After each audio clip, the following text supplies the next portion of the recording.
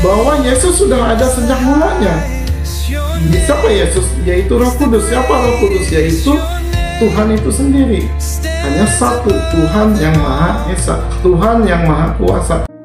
Thank you, Lord, for all you've done, for the battles you have won, for the love that never... Salam, salam dalam kasih Tuhan kita Yesus Kristus. Saya Bram Glorious akan menyampaikan kali ini di video ini, yaitu tentang Yesus. Karena begitu banyak pembicaraan di luar sana, begitu banyak topik yang memperbincangkan tentang siapa itu Yesus. Apakah Yesus Tuhan, apakah Yesus manusia, manusia kok dijadikan Tuhan, dan sebagainya. Nah, kali ini saya akan menjelaskan tentang siapa itu Yesus dan dari mana asal-usulnya. Kita akan mulai, kita akan lihat di dalam kitab Lukas ayat 20, Lukas 1 ayat 26 sampai 35. Yang demikian bunyinya.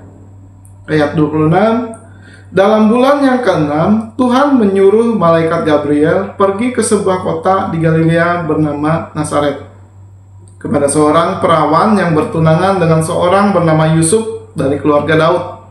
Nama perawan itu Maria. Ketika malaikat itu masuk ke rumah Maria, ia berkata, "Salam hai engkau yang dikaruniai, Tuhan menyertai engkau." Maria terkejut mendengar perkataan itu, lalu bertanya di dalam hatinya, "Apakah arti salam itu?" Kata malaikat itu kepadanya, "Jangan takut hai Maria, sebab engkau beroleh kasih karunia di hadapan Tuhan. Sesungguhnya engkau akan mengandung dan akan melahirkan seorang anak laki-laki, dan hendaklah engkau menamai dia Yesus. Ia akan menjadi besar dan akan disebut Anak Tuhan yang Maha Tinggi. Dan Tuhan akan mengaruniakan kepadanya tahta Daud, bapa leluhurnya. Dan ia akan menjadi raja atas kaum keturunan Yakub sampai selama-lamanya, dan kerajaannya tidak akan berkesudahan." 34, kata Maria kepada malaikat itu, "Bagaimana hal itu mungkin? Karena aku belum bersuami." Jawab malaikat itu kepadanya, "Roh Kudus akan turun atasmu, dan kuasa Tuhan yang Maha Tinggi akan menaungi engkau. Sebab itu anak yang akan kau lahirkan itu akan disebut kudus, Anak Tuhan," yaitu Mesias. Nah ini ya, bahwa Yesus secara dunia ini adalah anak dari Maria, karena Maria yang mengandung dia. Bahwa sebenarnya Maria sudah bertunangan dengan Yusuf, maka Maria dan Yusuf adalah orang tua secara jasmani dari Yesus. Yesus adalah anak Maria dan Yusuf. Akan tetapi kita dari sini mendapat penjelasan, mendapat informasi yang akurat bahwa Yesus itu adalah Roh Kudus yang ditanam di dalam perut Maria. Bukan dari Roh Kudus yang menghamili Maria, bukan yang Roh Kudus yang berhubungan intim dengan Maria, bukan. Tapi Roh Kudus ini yang hadir di dalam kandungan Maria, sehingga muncullah Yesus. Benih itu adalah Roh Kudus. Roh Kudus itu menjadi kehamilan di dalam kandungan Maria. Dan ketika hamil ini lahirlah Yesus. Roh Kudus adalah Yesus. Yesus adalah Roh Kudus. Roh Kudus adalah Tuhan. Oh, jangan-jangan ini cuma kebetulan. Jangan-jangan Maria melakukan perbuatan yang tidak senonoh dengan lain lalu ngaku-ngaku hamil. Tidak.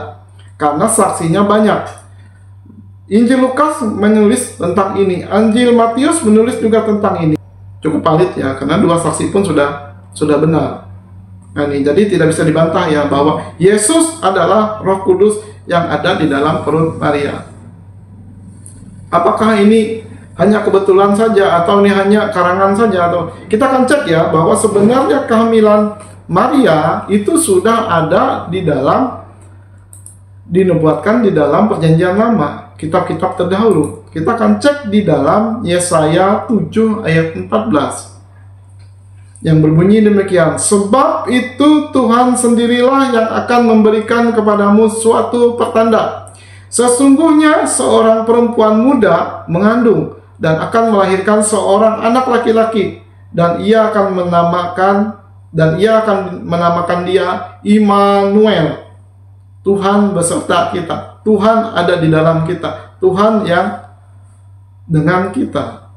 Nah ini, itu ya, bahwa sebenarnya sejak ribuan tahun sebelum Maria mengandung itu sudah dinubuatkan oleh Nabi Yesaya. Dan banyak, masih ada beberapa nubuatan tentang kelahiran Yesus, termasuk kelahirannya di Bethlehem ada di dalam, itu tertulis di dalam Mika 5 ayat 2, di mana Yesus dilahirkan. Dia dari keturunan siapa? Dari keturunan Daud. Nah, sebenarnya Yusuf ketika Maria hamil, Yusuf ingin menceraikan, ingin memutuskan hubungan baik-baik, bahwa ya sudah, kalau engkau memang hamil, aku ingin pamit, aku ingin undur diri. Tapi ketika Yusuf ingin melaksanakan itu, kita akan baca penjelasannya. Matius 1 ayat ke-18, 19, dan 20. Kita akan baca 4 ayat ya. Ayat 18 sampai 21 dari Matius 1 tadi, yang berbunyi demikian. Kelahiran Yesus Kristus adalah seperti berikut. Pada waktu Maria, ibunya, bertunangan dengan Yusuf, ternyata ia mengandung dari Roh Kudus, sebelum mereka hidup sebagai suami istri. Karena Yusuf, suaminya, seorang yang tulus hati dan tidak mau mencemarkan nama istrinya di muka umum, ia bermaksud menceraikannya dengan diam-diam. Tetapi ketika ia mempertimbangkan maksud itu, malaikat Tuhan nampak kepadanya dalam mimpi dan berkata, "Yusuf, anak Daud, janganlah engkau takut mengambil Maria sebagai istrimu, sebab anak yang di dalam kandungannya adalah dari Roh Kudus. Ia akan melahirkan anak laki-laki dan engkau akan menamakan dia Yesus, karena dialah yang akan menyelamatkan umatnya dari dosa." Nah ini ya, jelas ya ayat yang 20 tadi, bahwa ketika Yusuf ingin melaksanakan niatnya, malaikat Tuhan hadir mengingatkan Yusuf bahwa yang dikandung oleh Maria itu adalah dari Roh Kudus. Sumbernya dari Roh Kudus, bukan dari Maria dengan laki-laki lain. Maria hamil sendiri saja dengan sendirinya tanpa ada penjelasan, tanpa ada informasi, tidak. Melainkan malaikat datang memberitahu kepada Maria, memberitahu kepada Yusuf, memberitahu juga kepada yang lain. Dalam hal ini bahwa kehamilan adalah benar dari Roh Kudus, sehingga Maria selamat dari tuduhan bahwa Maria melakukan hubungan dengan laki-laki lain. Nah ini. Tetapi perlu kita tahu bahwa ketika Roh Kudus ini lahir menjadi Yesus, dinamakan Yesus, berarti Yesus adalah Roh Kudus, Roh Kudus adalah Tuhan. Kita akan cek bahwa sebenarnya sejak mulanya tidak ada yang namanya Bapa dalam Tuhan itu, tidak ada nama Bapa, Anak, dan Roh Kudus, itu tidak ada. Melainkan sejak pada mulanya adalah satu. Cuma satu ini ketika dalam berkarya, di dalam pengerjaannya, di dalam melaksanakan apa yang mau dikerjakan, itu ada dua perwujudan. Yang pertama Roh Kudus, yang kedua Firman. Kita akan baca di dalam Kejadian 1 ayat 1, 2, dan 3 yang berbunyi begini. Pada mulanya Tuhan menciptakan langit dan bumi, itu ayat yang 1. Ayat yang kedua, bumi belum berbentuk dan kosong, gelap gulita menutupi samudera raya, dan Roh Tuhan melayang-layang di atas permukaan air. Berfirmanlah Tuhan, jadilah terang, lalu terang itu jadi. Nah ini kita bisa lihat di dalam 3 ayat ini, ketika dibaca sekilas, kita tidak akan menemukan apa-apa. Tapi ketika kita masuk ke dalamnya, kita menelitinya, kita mempelajarinya, maka akan muncul 3 pribadi. Padahal orang satu yang menciptakan langit dan bumi, Tuhan yang Maha Kuasa. Siapa Tuhan itu? Tuhan itu yang dia perkenalkan kepada Musa, itu adalah tetragrammaton, yaitu YHWH, aku adalah aku. Eyeh, Eser, Eyeh. Nah ini. Lalu muncullah tetragrammaton YHWH. Ini adalah Tuhan, dia perkenalkan diri kepada Musa. Nah ini. Tetapi YHWH tadi di dalam perwujudannya, ketika dia ingin melaksanakan, karena memang mereka roh, Tuhan roh, tidak bisa dilihat, tidak bisa dinampak. Kata Tuhan adalah roh. Tapi ketika menciptakan langit dan bumi, di situ ada roh Tuhan yang melayang-layang di atas air. Artinya Tuhan melalui rohnya melihat sekeliling yang akan diciptakan itu. Dia sudah pantau, dia sudah monitor dengan roh Kudus. Lalu ayat yang ketiga, berfirmanlah Tuhan, jadilah terang. Kita akan cek. Biasakan dalam mempelajari Alkitab, ayat akan dijelaskan oleh ayat. Ketika kita ingin tahu firman, siapa itu firman, kita akan cek di ayat yang lain, siapa itu firman. Kita cek di dalam Yohanes 1 ayat 14 yang berbunyi begini ya, bunyinya. Yohanes 1 ayat 14. Firman itu telah menjadi manusia dan diam di antara kita, dan kita telah melihat kemuliaannya, yaitu kemuliaan yang diberikan kepadanya sebagai anak tunggal Bapa, penuh kasih, karunia, dan kebenaran.